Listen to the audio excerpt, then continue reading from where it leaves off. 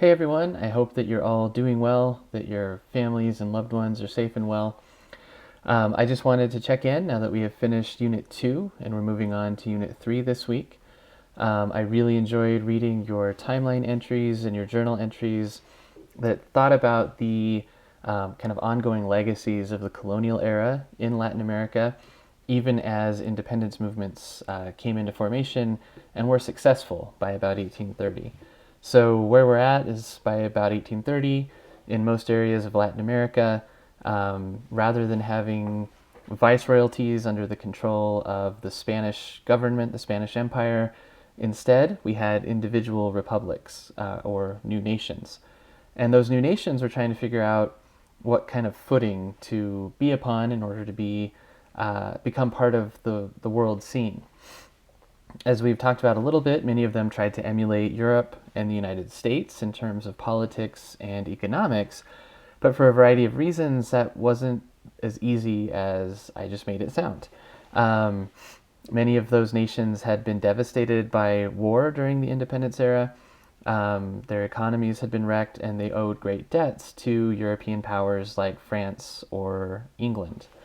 And so those were some of the issues that they dealt with as they were trying to put together new nations out of the ashes of independence movements. Um, so again, thank you for your hard work on Unit 2. If you have any questions about the timeline, about the journal entries, or about the work we're doing on Twitter, please don't hesitate to reach out. I'm happy to help however and whenever I can.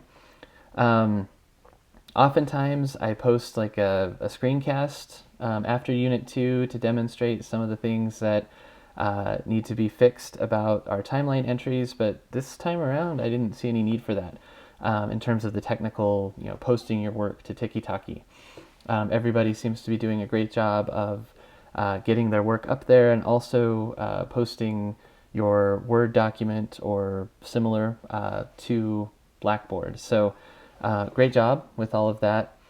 Um, I did leave specific feedback for you about the work that you did on the timeline and on your journals, sometimes with follow-up questions. And so if you're interested in responding to those questions, there's not a way to do it through Blackboard, but you could email me. I'd love to hear back from you and what your thoughts are on those questions that I posed. Also, if you have any questions about how to find the feedback that I leave for you in Blackboard, please let me know and I can point you in that direction. Also, if you missed some assignments from Unit 2, remember that there are no penalties for late work, so you can still submit those.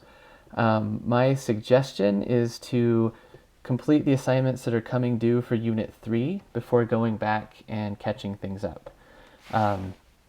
So that's kind of where I'll leave that. And please do ask questions if you have them. Looking ahead, then this week we've already started Unit 3, as is the case with virtually every unit in the class. The first week you'll be reading, you'll be watching the videos, and you'll be posting to Twitter. So this week is about the reading tweets and about identifying a topic for the timeline. So do get a placeholder up for the topic that you'd like to enter for the Unit 3 timeline. And then next week, you'll be doing work on the identification step. So finishing out that post on the timeline, making connections, and doing your journal entries. Thinking about the topics and themes for Unit 3, do remember that the guiding question, which I've posted in a few different places in our class, for Unit 3, that question is, how did the competing forces of caudillo rule, liberal conservative, in parentheses, church disputes, and racial difference shape the process of mid-19th century nation building? So as is the case with these guiding questions, there's a lot packed into that. We're going to be covering a time frame essentially from the 1840s through the end of the 1900s. Through the end of the 1800s, the 19th century.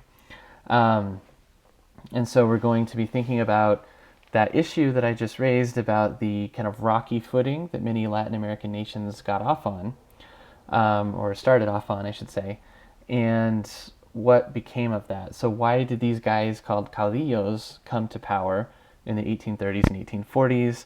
Why did a lot of the liberal kind of idealists who led independence movements like Bolivar or I was going to say San Martin, but he checked out of this thing early.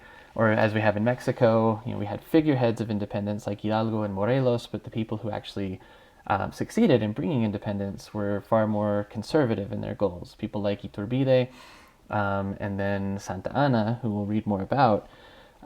Why did these people who seem to embody kind of an unstable system based on their own personal power. Rosas in Argentina, someone you'll read about this week, is a great example of this. How and why did they come to power? And why by the 1850s and 60s did a new generation of liberal reformers take the reins across Latin America? Those are questions to think about in the context of this thing called nation building. So nation building is essentially, how did nations come about? It's not as simple as saying, yes, now we're the nation of Mexico, we've gained our independence, we have a constitution. But you also had to, if you were one of the leaders of the Mexican nation, figure out how to get the people who live in your nation to go along with this idea that they are Mexican, that there's something valuable in that for them, and something that ties all of these very diverse people together.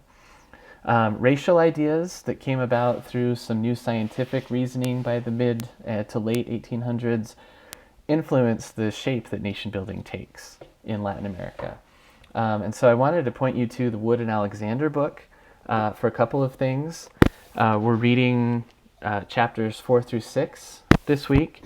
In the introduction to chapter 5 on page 103, the editors explain the term liberalism.